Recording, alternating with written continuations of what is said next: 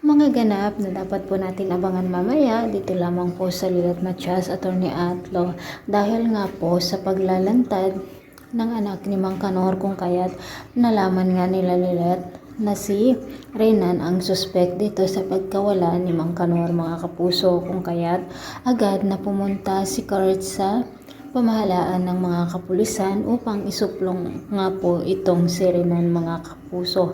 Samantala, hindi naman mapakali si Ira kung kaya't sa araw ng kanilang kasal ni Renan ay pinuntahan nga po niya ito dahil buntis na nga po siya, mga kapuso.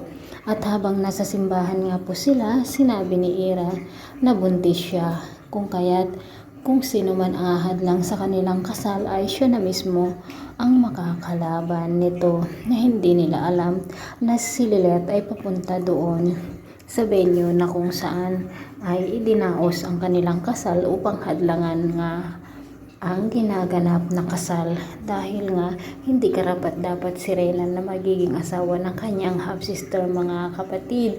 At sa pagmamadali nga po nila Lilet, naabutan nga nila ang seremonya ng kasal at agad na sinabi ni Lilet na itigil ang kasal, kung kaya't dito nga po nagtaka lahat ang mga tao at napatingin sila dito kay Lilet, mga kapuso.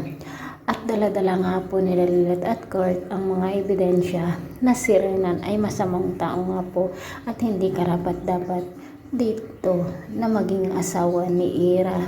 Sa mga kapuso, nalaman nga nila Trixie at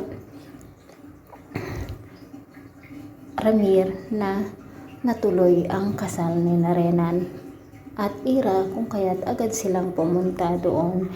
At dito nga po maaabutan nila na nagkakagulo nga po ang kasal na nagaganap. Agad namang dumating ang mga pulis upang sa ganun nga po ay huliin ang magiging asawa sana ni Ira. So mga kapatid, paganda na po ng paganda ang mga eksena dito, kaya pakabangan po natin ang Lilet Matias, Attorney Atlo. Maraming salamat po. Bye-bye.